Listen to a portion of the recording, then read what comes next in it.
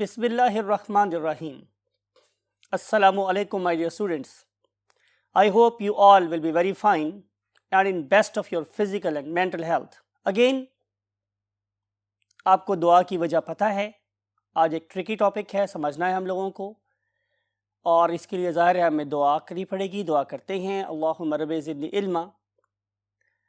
और आज जो हमारा टॉपिक है my dear students, it is the test cross. आइए देखते हैं टेस्ट क्रॉस क्या होता है और इसकी ज़रूरत क्यों पेश आई. So let's move to the whiteboard. Yes my dear students, test cross, इसको समझाने के लिए मैं हस्बे आदत एक प्रीवियस क्रॉस का सहारा लूँगा, या मुमकिन है कि प्रीवियस फॉर्मेट का सहारा लूँगा, लेकिन मैं ट्रेट नया लेता हूँ आज एक, ताकि आपको बात समझ आ जाए. फर्ज कर लेते हैं कि हम लोग पॉड शेप की बात करते हैं आज, और अगर हम पॉड शेप की बात करेंगे तो हमारे पास पॉड्स की दो शेप थी. एक का नाम क्या था? Constricted pod. Constricted pod. और इसके मुकाबले भी कौन सी पॉड थी? Inflated pod. Inflated pod. मैं आपसे पूछ रहा हूं कि ये मैंने क्या लिखा है, कॉन्स्ट्रिक्टेड और इन्फ्लेटेड. तो राइट आंसर हम लिख रहे हैं इसकी phenotype. Exactly, it is a phenotype. कौन बताएगा आप में से कि ये फिनोटाइप किस चीज की है? तो ये है P1 की. It is the phenotype of P1 because कि मैं इन दो पॉड्स को जेनेटिक स्टडी के लिए फर्स्ट टाइम इस्तेमाल कर रहा हूं. तो ये क्या कहलाएगी? फर्स्ट पेरेंटल जनरेशन और P1.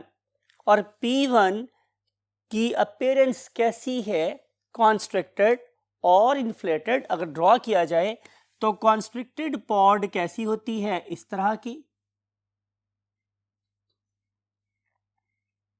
Right my dear students, इस तरह की. और इसके अंदर आपको बीज जो हैं बड़े सेहतमंद और इसके अंदर फंसे फंसे से नजर आ रहे हैं, इस तरह से, समथिंग लाइक इट. तो ये एक डोमिनेंट कैरेक्टर है. और इसकी निस्बत ये जो मेरे पास एक पॉड है, that is something like it. और मैंने आपको बोला था कि जब आप इसको खोलेंगे तो इसके अंदर से आपको एक ब्लास्टिंग साउंड आएगी. राइट. तो ये शेप कहलाती है हवा भरी हुई फली या इन्फ्लेटेड पॉड.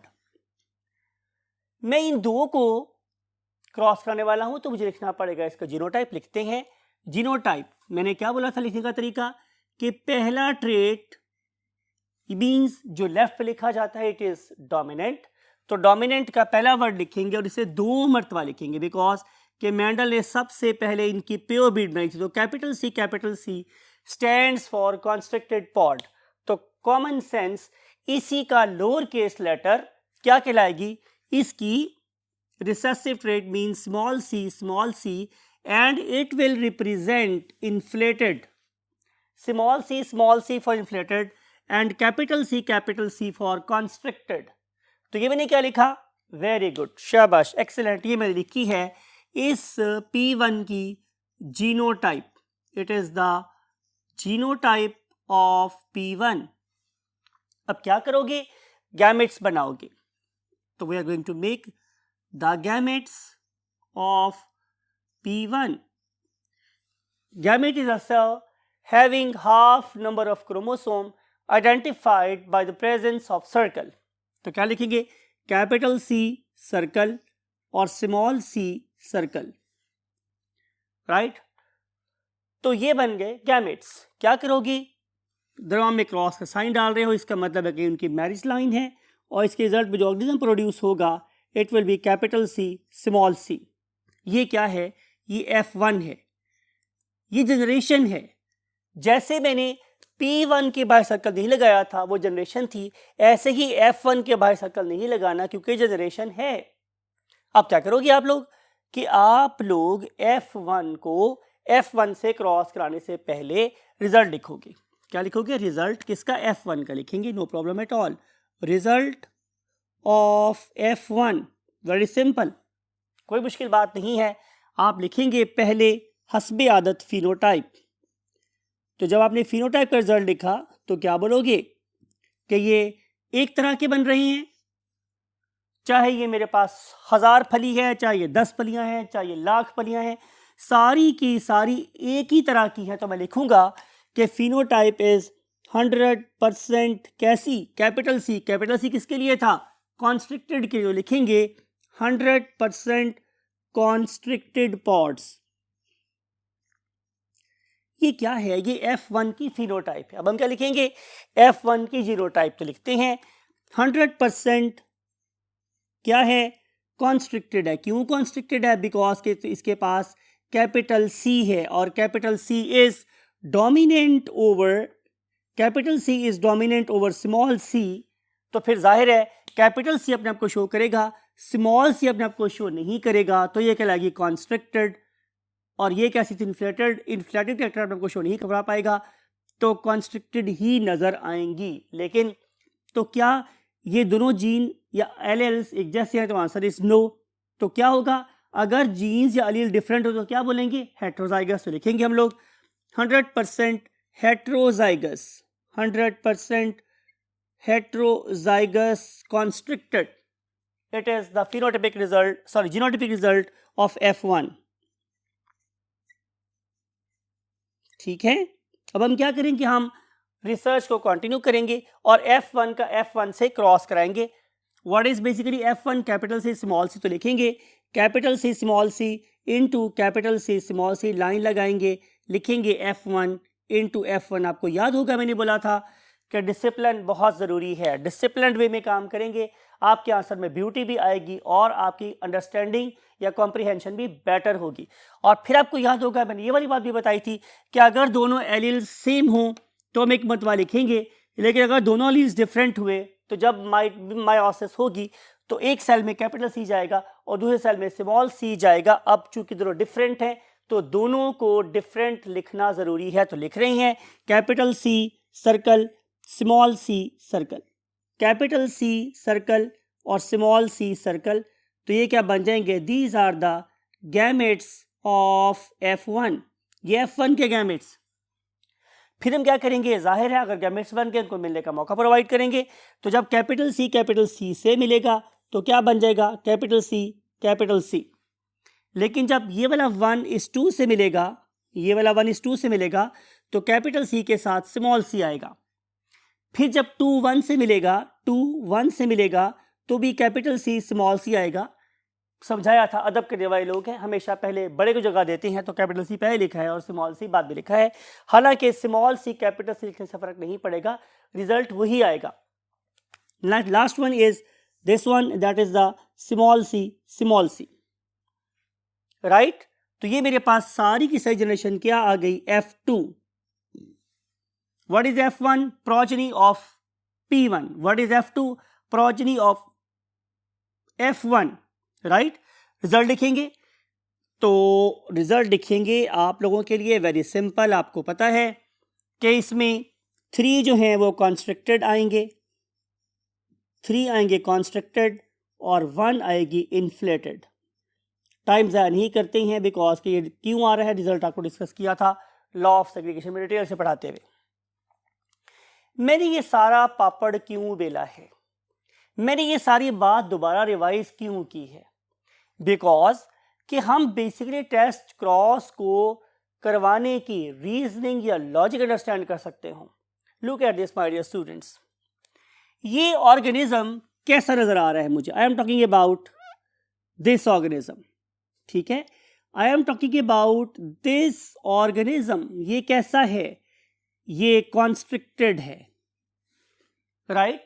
और अगर मैं इस ऑर्गेनिज्म की बात करूं जो F1 में ऑब्टेन हुआ था, तो वो भी कैसा है, कॉन्स्ट्रिक्टेड, राइट। कैसा है, कॉन्स्ट्रिक्टेड। मेंडल को 2 बातें पता थी। पहली बात कि ये जो ऑर्गेनिज्म मैं करवा रहा हूं F1 में टेस्ट क्रॉस के यूज कर रहा हूं, ये प्योर ब्रीड है। आपको याद है मैंने बोला था कि मेंडल की कामयाबी के अंदर सबसे बड़ी बात क्या थी, उसका सब्र।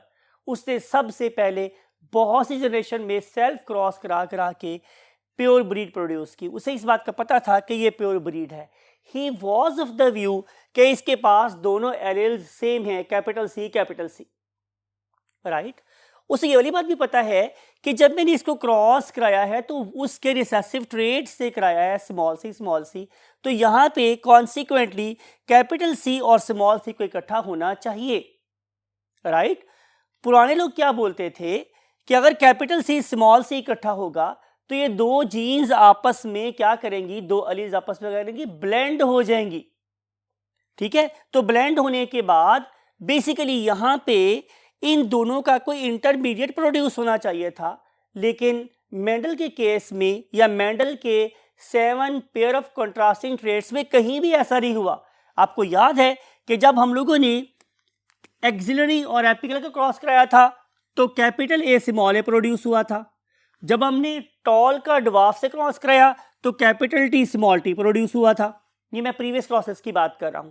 तो इस वाले केस में जितने ऑर्गेनिज्म थे सबके फ्लावर एपिकल थे और सब टॉल थे।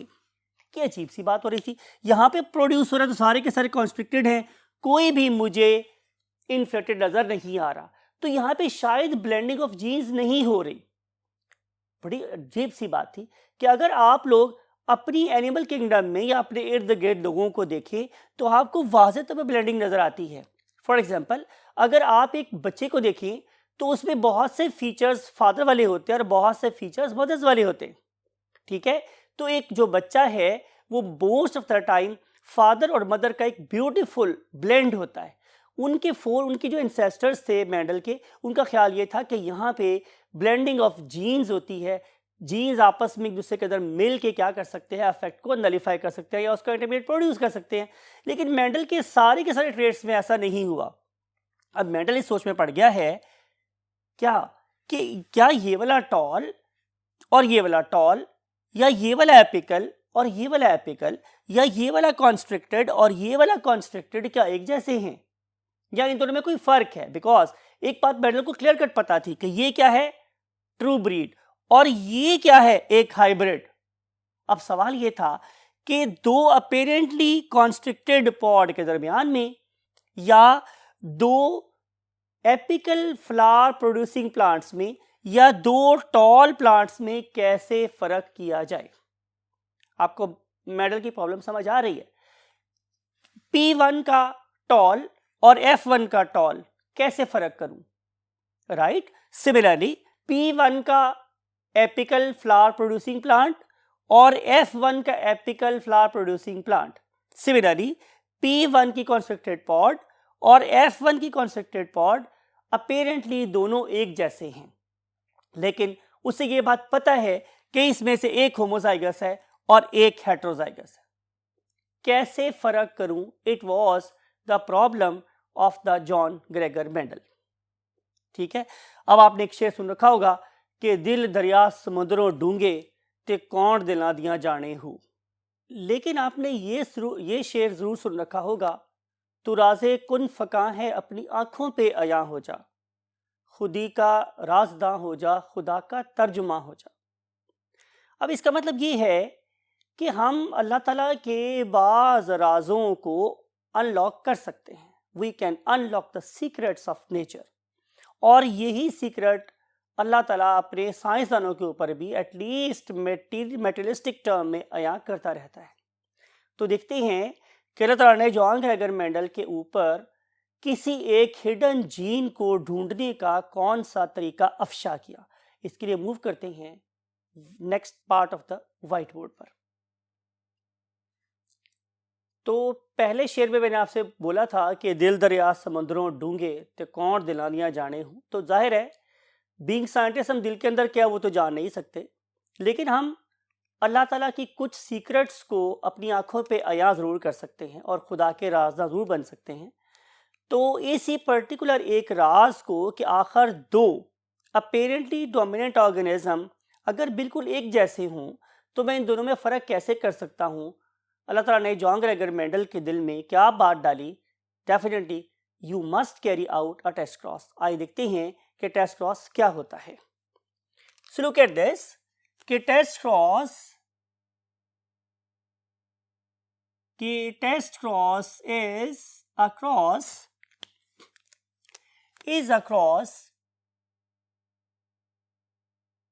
between apparently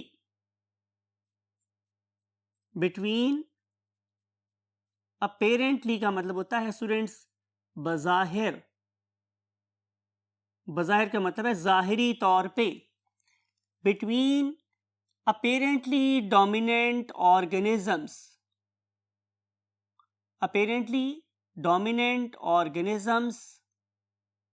with, अब किसके साथ करना है, ये एक इंपॉर्टेंट बात है, with a homozygous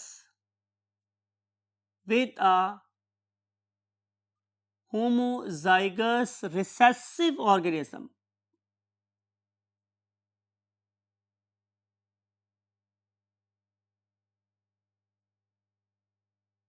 राइट भाई, क्यों करवा रहा हूं मैं एक अपेरेंटली डोमिनेंट ऑर्गेनिज्म का क्रॉस उसी के रिसेसिव से क्यों करवा रहा हूं? इसका मतलब ये कि मैंने यहां पे एक बड़ा इंपॉर्टेंट लफ्ज मिस कर दिया है, और वो लफ्ज क्या है, विद इट्स होमोजाइगस रिसेसिव। क्या मतलब हुआ? इसका मतलब ये है कि अगर आप लोगों के पास टॉल ऑर्गेनिज्म है तो उसी का रिसेसिव ट्रेट मीन ड्वार्फ लेंगे। अगर मैं एपिकल ट्रेट को स्टडी कर रहा हूं तो उसका रिसेसिव क्या होगा, एक axillary flower producing plant.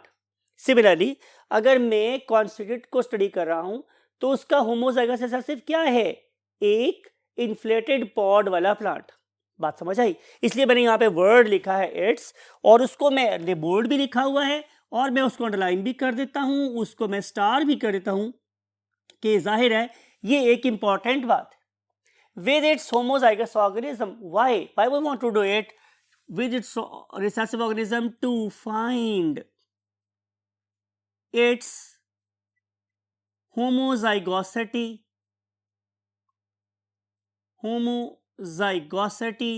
or heterozygosity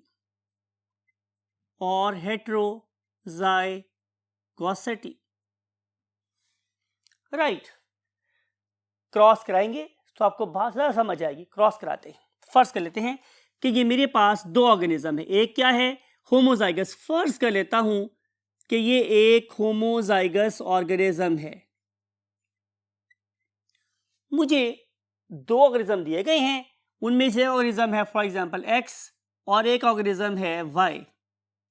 right, मुझे ये पता है कि इनमें से एक होमोजाइगस है और एक हेट्रोजाइगस है। मुझे पता नहीं है कि एक्स होमोजाइगस है या वाई होमोजाइगस है। मेरी भी वही प्रॉब्लम है जो जॉन ग्रेगर मेडल की प्रॉब्लम थी, कि ये ऑर्गेनिज्म भी टॉल है जो P1 से आया है, ये ऑर्गेनिज्म भी टॉल है जो F से आया है, या ये ऑर्गेनिज्म भी एपिकल फ्लावर प्रोड्यूसिंग प्लांट है, या ये भी एपिकल फ्लावर प्रोड्यूसिंग प्लांट है, लेकिन ये आया था P1 से, ये आया है F1 से।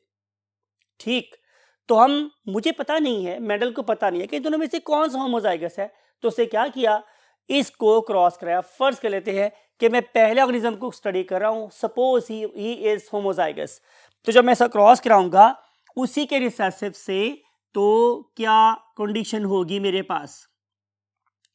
फर्ज कर लेते हैं कि हम स्टडी कर रहे हैं कैपिटल सी को, तो उसका रिसेसिव क्या हो जाएगा, स्मॉल सी। ये क्या है, P1। गैमेट्स बनाएंगे, capital C circle, small C circle, लिखेंगे प्रॉपर कि ये गैमेट्स हैं किसके, P1 के। मिलाएंगे इसको, कैपिटल सी स्मॉल सी हासिल होगा, जाहिर है ये उसकी F1 कहलाएगी। तो पता ये चला कि एक ऐसा ऑर्गेनिज्म जो होमोजाइगस होगा, एक ऐसा ऑर्गेनिज्म जो होमोजाइगस होगा, जब हम उसको उसी के रिसेसिव से क्रॉस कराएंगे तो उसके सारे के सारे ऑफस्प्रिंग, उसके सारे के सारे बच्चे, उसकी अगली सारी की सारी नस्ल अपेरेंटली किस जैसी होगी, उसी जैसी होगी। अगर ऐसा हुआ तो ये वाला ऑर्गेनिज्म क्या होगा, होमोजाइगस।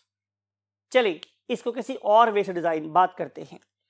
एक ऐसा ऑर्गेनिज्म जो हमेशा अपनी ही तरह के ऑफस्प्रिंग प्रोड्यूस करता है, अपने ही जैसे ऑफस्प्रिंग प्रोड्यूस करता है, वो क्या कहलाएगा? होमोजाइगस। मैं फर्ज कर लेता हूं कि जो ऑर्गेनिज्म मुझे दिया गया था वाई, वो हमेशा अपनी ही तरह के ऑर्गेनिज्म प्रोड्यूस कर रहा था, तो मैं बेट लगा सकता हूं कि ये जो वाई ऑर्गेनिज्म है इट इज होमोजाइगस, बिकॉज कि Y is producing all offsprings of its own kind. इसका मतलब है मुझे टेस्ट के रिजल्ट से पता चला है। देखते हैं कि दूसरे केस में क्या होता है। Look at this. फर्स्ट कर लेते हैं कि ये जो ऑर्गेनिज्म है ये हेट्रोजाइगस है और इसमें जेनेटिक मेकअप क्या होगा? Capital C small C. तो जब मैंने कैपिटल सी को स्मॉल सी से क्रॉस कराया, याद करें मैंने क्या बोला था कि मैंने अपेरेंटली डोमिनेंट ऑर्गेनिज्म को क्रॉस कराना है विद इट्स होमोजाइगस।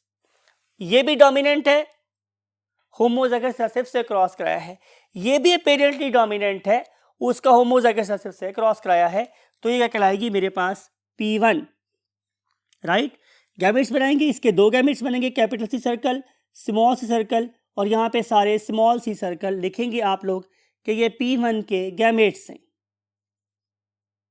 तो जब आप लोग इन दोनों को मिलाओगे तो अब दो तरह के ऑफस्प्रिंग प्रोड्यूस होंगे, बिकॉज कि कैपिटल सी स्मॉल सी से भी मिल सकता है और ये वाला स्मॉल सी भी स्मॉल सी से मिल सकता है। तो क्या बनेगा? कैपिटल सी स्मॉल सी और यहाँ पे स्मॉल सी,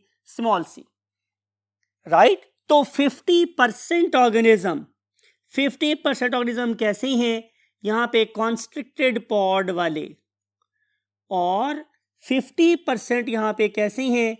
इन्फ्लेटेड पॉड वाले, इन्फ्लेटेड पॉड वाले। इसका मतलब ये होगा कि अगर ऑर्गेनिज्म हेट्रोजाइगस हुआ और हमने उसको टेस्ट क्रॉस से गुजारा, यानी कि जब मैंने उसको क्रॉस कराया होमोजाइगस रिसेसिव से और उससे दो तरह के बेबीज प्रोड्यूस हुए, दो तरह के बच्चे पैदा हुए, बीन्स, आधे उस जैसे और आधे रिसेसिव जैसे, तो भाई कॉमन सेंस की बात यह है कि ये ऑर्गेनिज्म प्योर ब्रीड नहीं था। अगर मैं थोड़ी सी पंजाबी इस्तेमाल करूं और आप मुझे दें तो ये ऑर्गेनिज्म था कुन्ना। कुन्ना क्या होता है? जो ऊपर से कुछ हो और अंदर से कुछ हो, यानी कि इसके अंदर एक रिसेसिव जीन छुपा बैठा हुआ था। आपको याद है मेंडल ने क्या कहा था कि गैमेट्स F1 के गैमेट्स बनते हुए क्या हो जाएंगे? तो अलील F1 के गैमेट्स बनते हुए क्या हो जाएंगे? सेपरेट हो जाएंगे। तो यहां पे सेपरेट हो गया। तो जब ये वाला गैमेट इस वाले गैमेट से मिला तो आपको याद है मैंने क्या बोला था कि रिसेसिव जीन हमेशा अपने आप को पेयर्ड फॉर्म में ही जाहिर करवा सकते हैं। तो ये छुपा हुआ जीन इससे मिलने के बाद क्या हो गया? अया हो गया। वो कहते हैं ना कि इख्तियारात मिलने पे लोग बदलते नहीं, अया हो जाते। तो यही बात यहां पर है कि जब इस पर्टिकुलर जीन को अपने जैसा जीन मिला तो वो अपीयर हो गया। तो पता ये चला कि अगर दोबारा से आखिरी बात कंक्लूड कर रहे हैं तो पता ये चला कि अगर एक ऑर्गेनिज्म हमेशा अपने जैसे ऑर्गेनिज्म ही प्रोड्यूस करेगा, किससे? होमोजाइगस रिसेसिव से क्रॉस के रिजल्ट में, तो वो होगा होमोजाइगस। लेकिन अगर वो वाला ऑर्गेनिज्म प्रोड्यूस करेगा 50% अपने जैसे और 50% रिसेसिव जैसे, तो इसका मतलब ये है कि वो एक रिसेसिव जीन का कैरियर था। गैमेट्स बनते हुए वो जीन इंडिपेंडेंट हो गया, वो इंडिपेंडेंटली रिसेसिव अलील से ही मिला और वो अपीयर हो गए, राइट। तो ये था बेसिकली आज का topic, that is called as the test cross. दोबारा से बोलते हैं कि एक ऐसा क्रॉस जिसमें हम अपेरेंटली डोमिनेंट ऑर्गेनिज्म को उसी के रिसेसिव से क्रॉस कराते हैं और अगर उससे सारे ऑर्गेनिज्म डोमिनेंट जैसे पैदा हों तो वो ऑर्गेनिज्म होगा होमोजाइगस, और अगर आधे डोमिनेंट जैसे हुए और आधे रिसेसिव हुए तो वो क्या कहलाएगा? Heterozygous organism. तो साबित ये हुआ कि it is a cross between apparently dominant organism with its homozygous recessive to find its homozygosity और heterozygosity is called as the test cross. आपको याद होगा, चलिए अगली बात अगले बोर्ड पे करते हैं। आपको याद होगा माय डियर स्टूडेंट्स कि मैंने आप लोगों से प्रीवियस लेक्चर में या उससे पहले लेक्चर में आपको एक थिंक पॉइंट पे छोड़ गया था। मैंने ये बोला था कि क्या ऐसा पॉसिबल है कि दो ब्लैक ऑर्गेनिज्म के यहां एक व्हाइट बेबी प्रोड्यूस हो जाए। देखते हैं क्या ऐसा पॉसिबल हो सकता है या नहीं।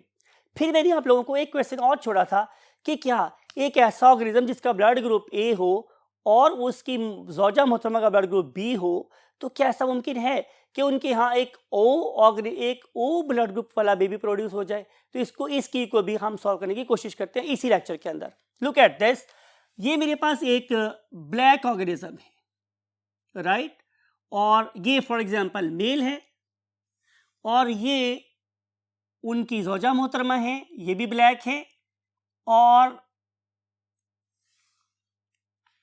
इनका जो बेबी प्रोड्यूस हुआ है my dear students, it is white, और आप उसे बोल सकते हो फेयर, आप इसे फेयर भी कह सकते हो।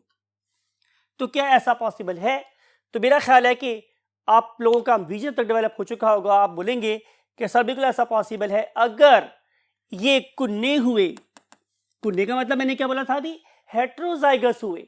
अगर इनके अंदर, अगर इसके पास बी और इसके पास भी किसी तरीके से फेयरनेस का जीन या वाइट होने का जीन छुपा बैठा हुआ, तो वो यहां से भी अपेयर हो सकता है और यहां से भी अपेयर होके इकट्ठा हो सकता है और फेयर बेबी प्रोड्यूस हो सकता है। इसको हम आप लोगों को क्रॉस से समझाते हैं। लुक एट दिस, ये ब्लैक ऑर्गेनिज्म अगर हुआ heterozygous capital B small B, और ये मोहतरमा भी हुई heterozygous been capital B small B, तो ये मैं क्या लिख रहा हूं, ये मैं लिख रहा हूं उसकी जीनोटाइप, और ऊपर मैंने क्या लिखा था, फिनोटाइप। ठीक है, चूंकि मैं इसको स्टडी कर रहा हूं फॉर द फर्स्ट टाइम, तो ये कहलाएंगे P1 और ये भी कहलाएंगे P1, राइट।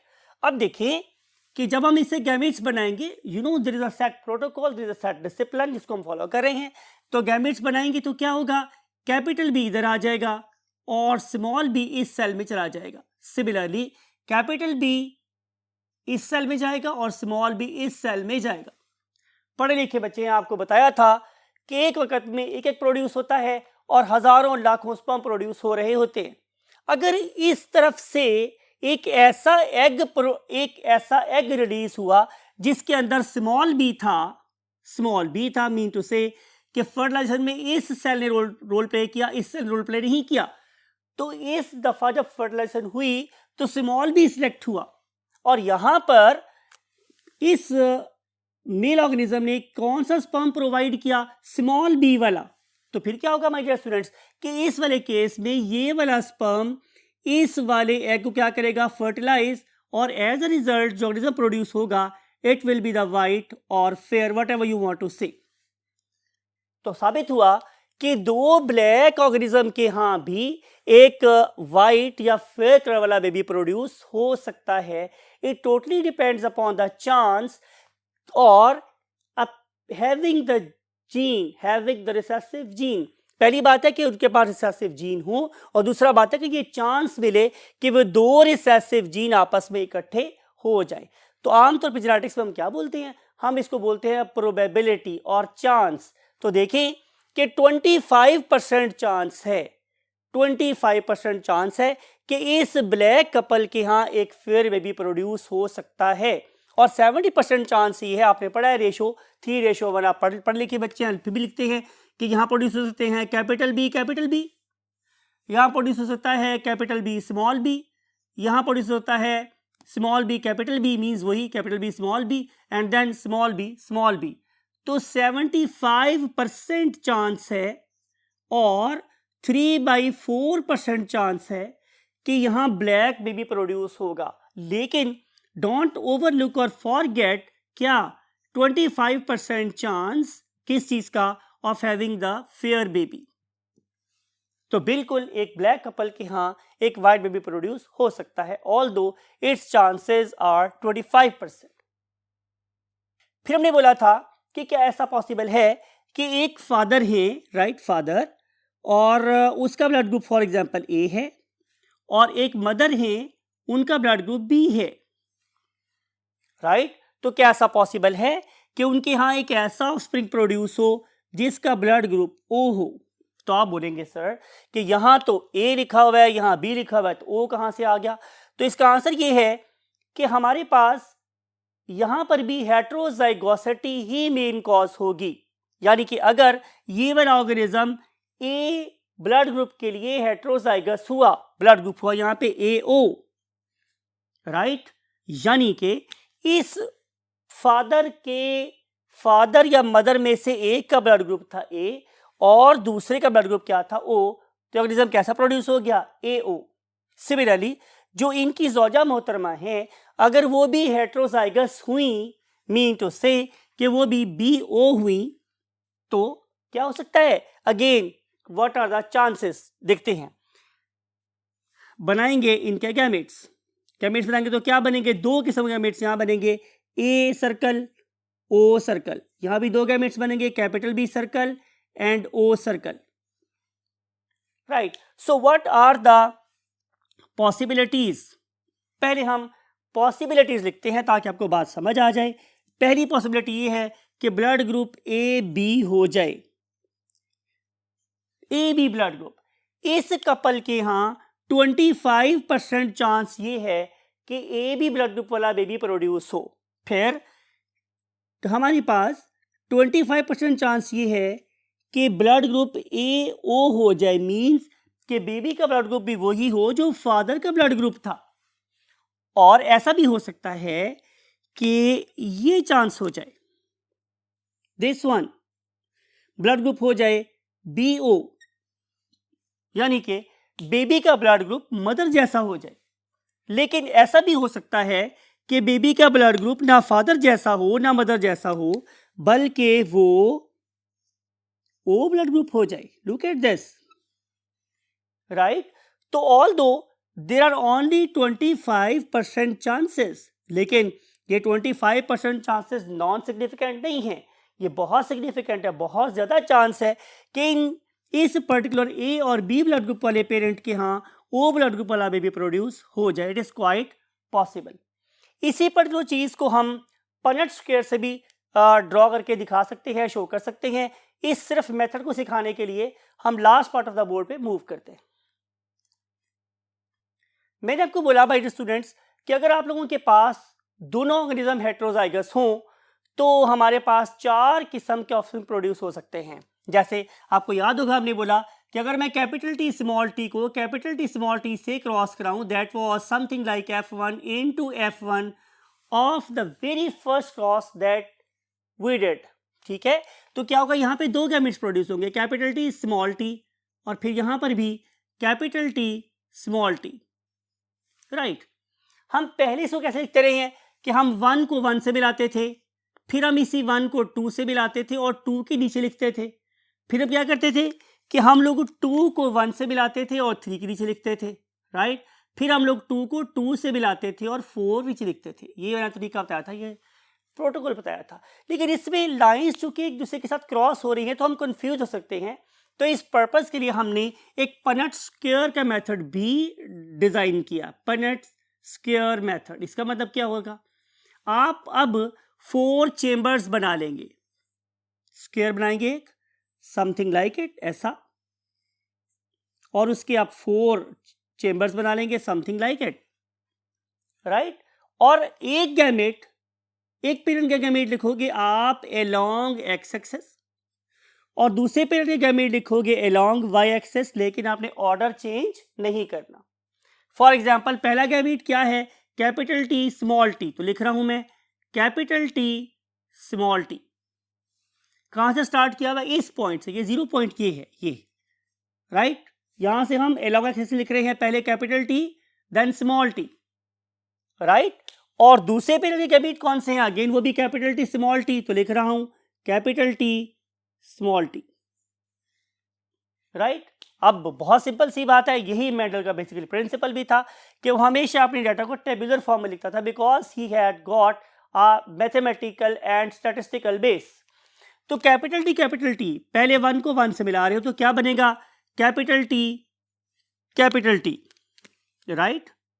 देन 1 को 2 से मिलाएंगे तो क्या बनेगा? Capital T then small T, right. फिर हम 2 को 1 से मिलाएंगे तो क्या बनेगा, स्मॉल टी कैपिटल टी। फिर आप क्या करोगे, 2 को 2 से मिलाओगे तो क्या बनेगा, स्मॉल टी राइट। तो कहने का मकसद मेरे पास ये हुआ माय डियर स्टूडेंट्स कि अब भी मेरे पास 4 ही प्रोडक्ट्स बनी है जैसी कि यहाँ बनी थी, capital T capital T capital T small T capital T small T and then small T, वही बनी थी।